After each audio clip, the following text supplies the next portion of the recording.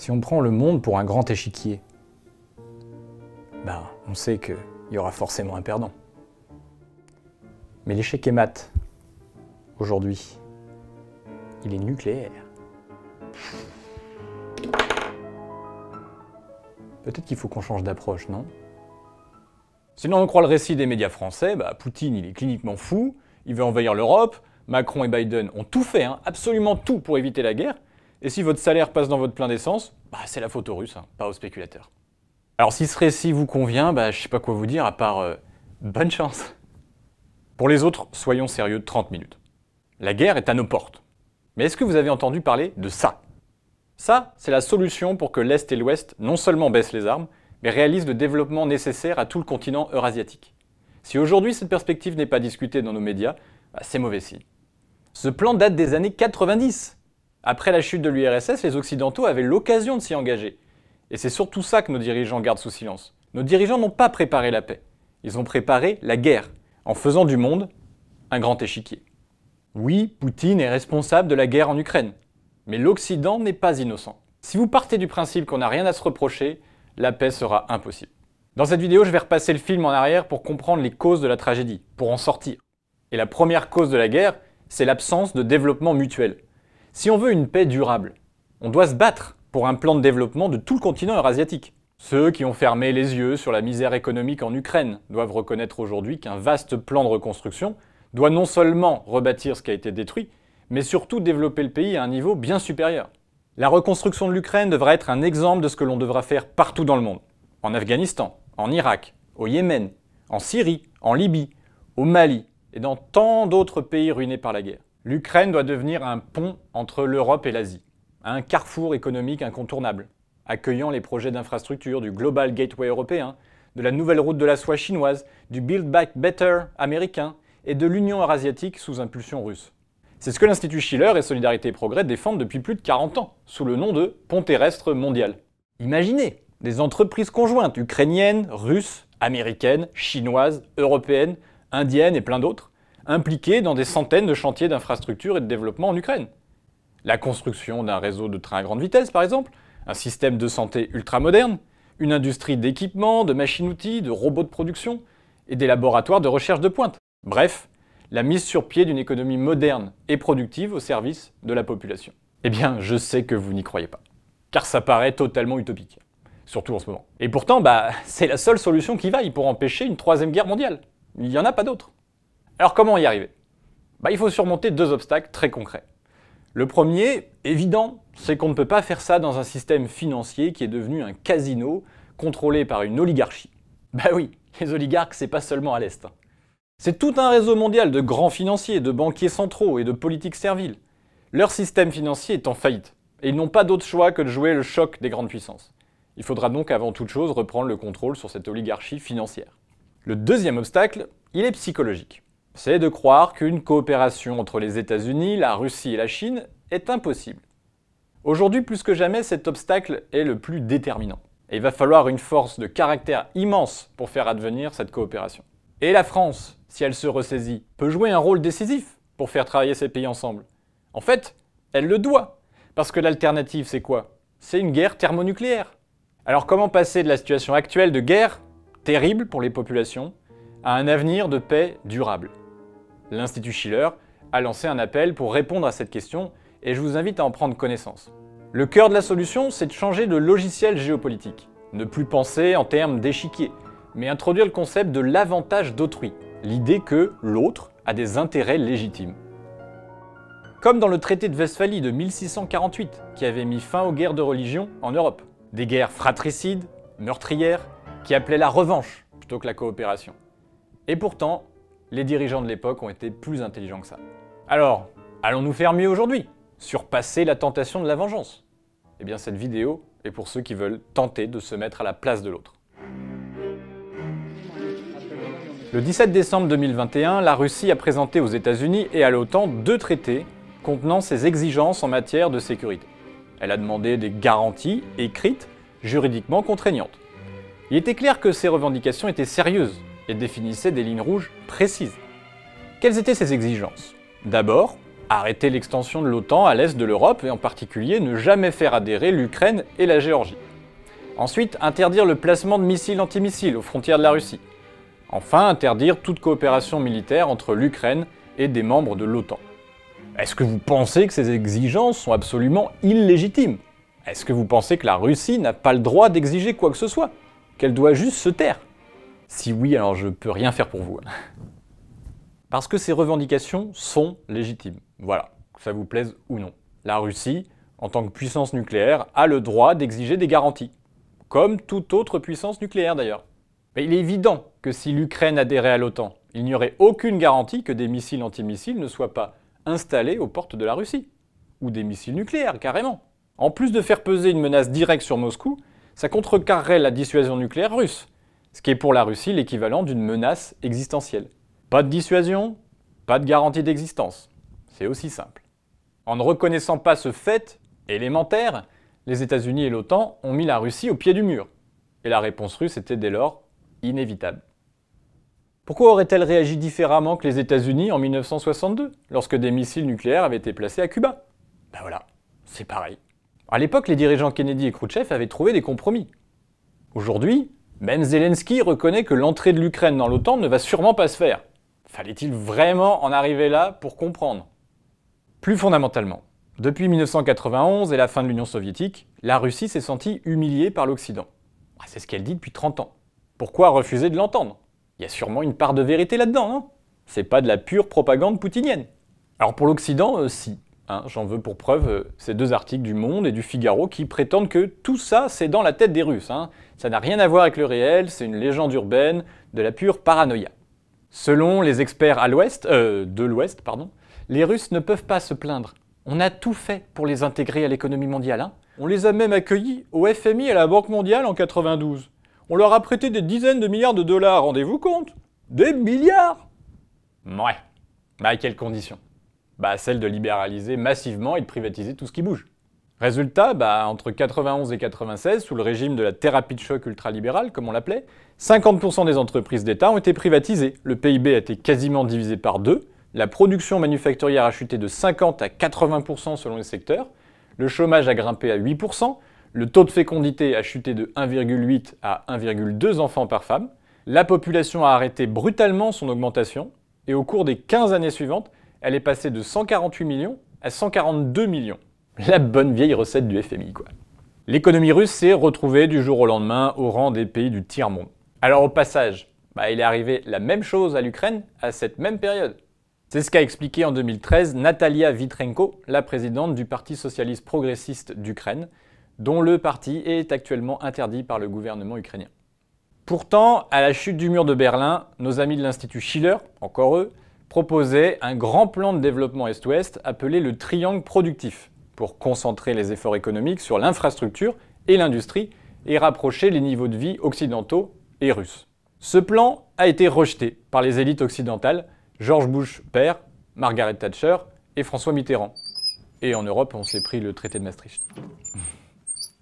Donc oui, la Russie en a pris plein la gueule et il y a de quoi se sentir humilié.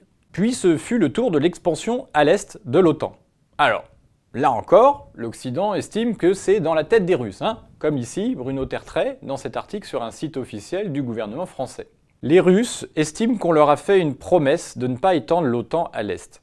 Monsieur Tertrais confirme que cette promesse orale a existé en 1990, mais qu'elle concernait seulement le sort de l'Allemagne de l'Est. C'est pas faux. Mais comme l'a rappelé récemment Roland Dumas sur le site lescrises.fr, dans les négociations de l'époque, auxquelles il était partie prenante, ce qui prévalait c'était l'idée qu'il fallait un désarmement. Et donc implicitement que l'extension de l'OTAN n'était pas à l'ordre du jour. Donc les Russes avaient juste confiance en l'Amérique pour s'arrêter là. Ce sont les présidents américains Bill Clinton et George W. Bush qui ont amorcé l'expansion. Après la première vague de 1999, en Europe centrale et en Pologne, c'est en 2004 que les États baltes, la Bulgarie et la Roumanie entrent dans l'OTAN. En 2010, on avance le projet d'installer des missiles antimissiles en Roumanie et en Pologne, officiellement pour contrer la menace iranienne. Bon, les Russes se sont sentis un peu visés, vous voyez. Je sais pas si c'est de la paranoïa, Du coup, les travaux ont commencé en 2015 en Roumanie et en 2018 en Pologne. Mais les Américains se veulent rassurants, les missiles ne sont pas équipés d'explosifs. What? Et comment les Russes ils peuvent en être sûrs? Bah, ils peuvent pas. Aie confiance. Même la France a exigé que les missiles américains compromettent pas sa propre dissuasion nucléaire. L'équilibre des forces, ça marche comment? Bah, tant que chaque partie peut menacer l'autre, personne ne tire. Mais si l'une des deux parties peut attaquer sans crainte de représailles, bah, l'autre partie doit s'inquiéter là. L'expansion de l'OTAN à l'Est est donc une provocation purement gratuite et n'aurait jamais dû être acceptée. C'est un logiciel géopolitique périmé, hérité de l'Empire britannique et recyclé, c'est écologique, par les États-Unis. Cette doctrine a été expliquée par deux hommes, George Friedman et Zbigniew Brzezinski. George Friedman, directeur de Stratfor, une boîte de renseignement, dit en 2013 The primordial interest of the United States, over which for a century we have fought wars, the First, Second Cold War, has been the relationship between Germany and Russia, because united they are the only force that could threaten us, and to make sure that that doesn't happen. For the United States, the primordial fear is Russian capital, Russian technology, German technology and German capital, Russian natural resources, Russian manpower, as the only combination that has for centuries scared the hell out of the United States. Zbigniew Brzezinski, c'est un géopoliticien, auteur du livre Le Grand Échiquier, qui a conseillé tous les présidents américains de Carter à Obama. Bon, après, il est mort, donc il ne pouvait plus conseiller. En gros, son idée à lui, c'est que plus on étend l'Europe vers l'Est, plus on affaiblit la Russie, et mieux c'est pour l'Amérique. Mais bon, les Européens, ça reste des vassaux, quoi. Bon, Poutine connaissait très bien cette doctrine, hein. Mais malgré ça, en 2007, à la conférence sur la sécurité de Munich, il a tendu la main à l'Occident en proposant, je cite, « un équilibre raisonnable des intérêts de tous les acteurs du dialogue international et d'abandonner l'idée d'un monde unipolaire ». Alors que l'Occident était embourbé dans les guerres d'Afghanistan et d'Irak, la porte était encore ouverte. Mais en 2008, c'est la guerre en Géorgie. En avril, au sommet de l'OTAN de Bucarest, on promet l'adhésion de la Géorgie dans le futur, malgré l'opposition de la France et de l'Allemagne. En août de la même année, des heurts surviennent entre les séparatistes d'Ossétie du Sud et l'armée géorgienne. Le président Saakashvili, se sentant pousser des ailes otaniennes, décide d'intervenir militairement. Mais c'est l'armée russe qui riposte pour défendre les populations majoritairement russes d'Ossétie du Sud. Ensuite, l'armée russe se retire. On accuse souvent la Russie d'avoir voulu envahir la Géorgie à ce moment-là, mais c'était pas son intention, et elle n'a pas attaqué la première. Par contre, il est prouvé que Saakashvili est arrivé au pouvoir par la Révolution des Roses avec le soutien du milliardaire américain George Soros. Cause à effet? Oui, tout à fait. Après cet épisode géorgien, le tournant intervient à partir de 2011, où le grand échiquier occidental est remis en action. Intervention en Libye et assassinat de son dirigeant sans procès. Intervention en Syrie et armement des rebelles djihadistes affiliés à Al-Qaïda et l'État islamique. La doctrine de la responsabilité de protéger, portée notamment par l'infâme Tony Blair, est utilisée à plein pour justifier ces aventures.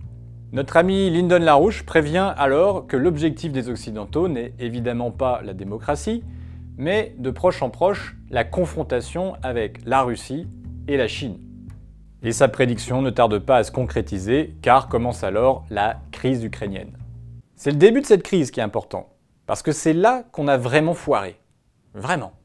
En novembre 2013, le président ukrainien, démocratiquement élu, Viktor Yanukovych, refuse de signer un accord d'association avec l'Union européenne qui aurait instauré une zone de libre-échange approfondie. Genre, bien profonde, quoi. Le contexte économique est important pour comprendre. Il faut savoir que l'Ukraine importe alors presque 60% des produits qu'elle consomme. La majeure partie de ses exportations consiste en des matières premières, minérales et agricoles. Mais 60% de ces exportations vers la Russie et les pays d'ex-URSS sont des produits manufacturés, contre seulement 18% vers l'UE.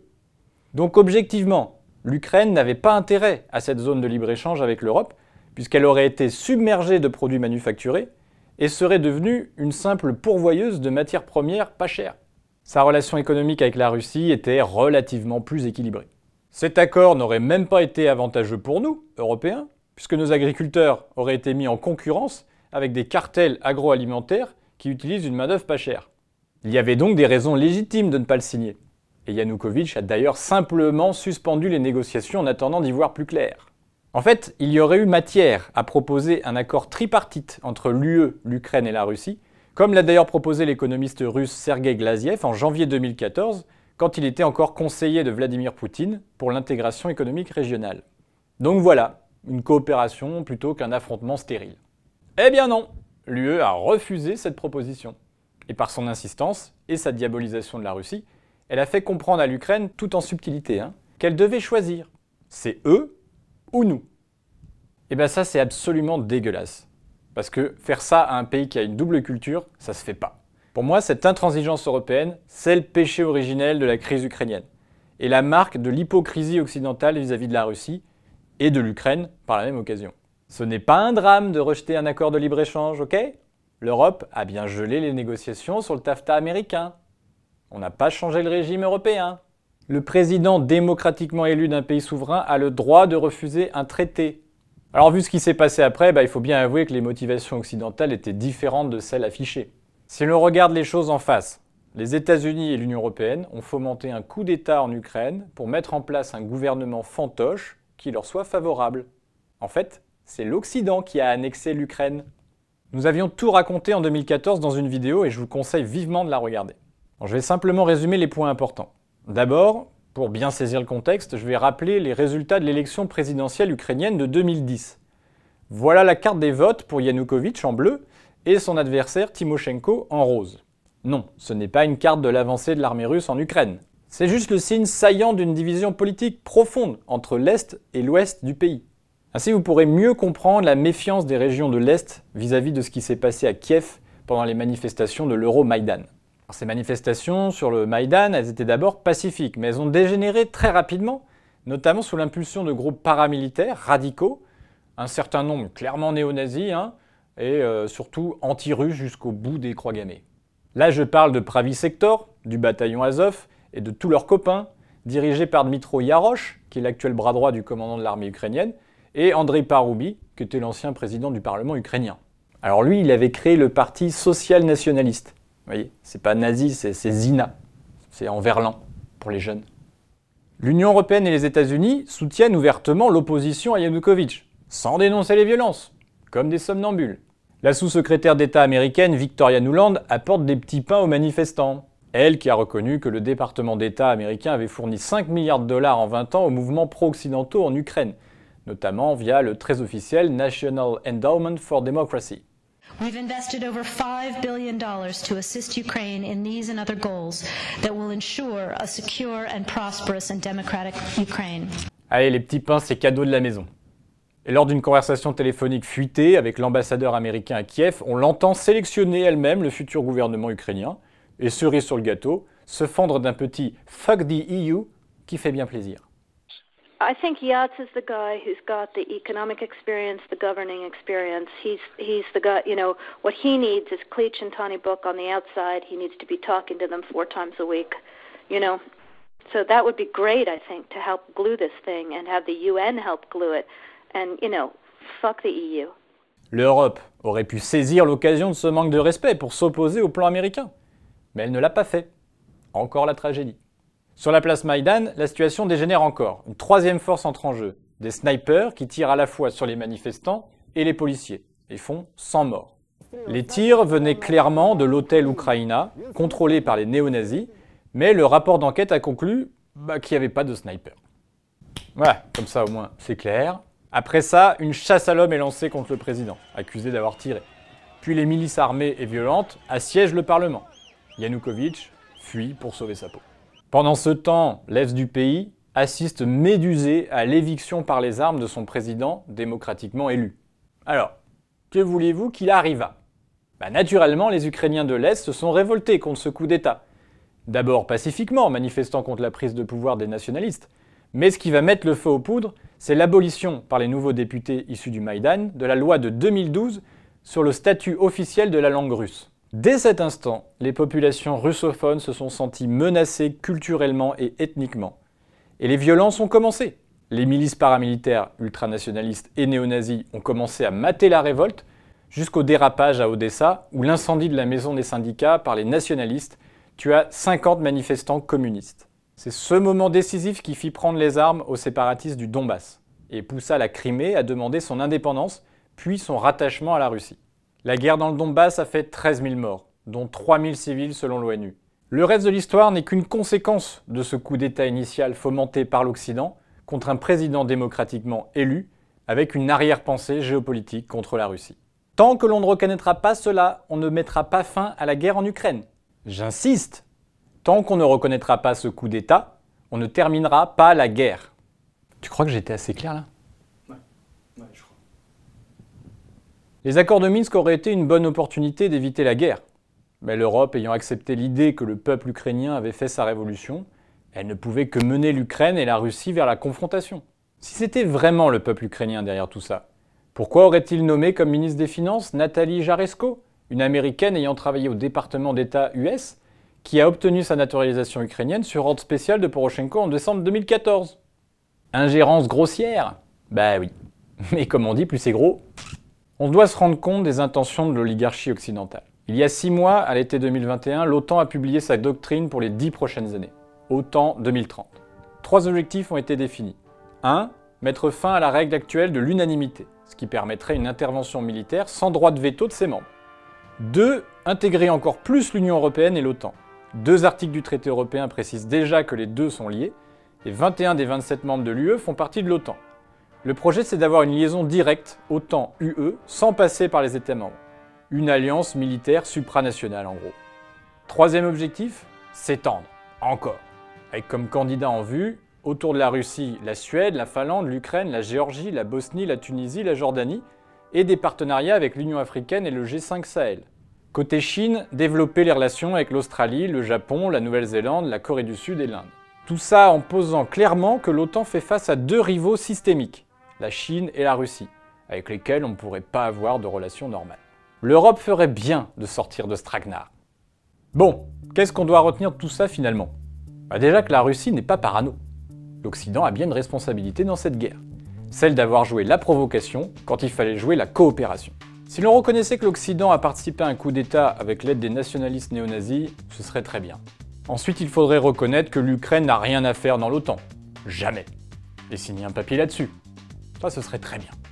La solution proposée par Chirac en 2006 d'une neutralité de l'Ukraine sous protection croisée de la Russie et des pays occidentaux est une bonne base.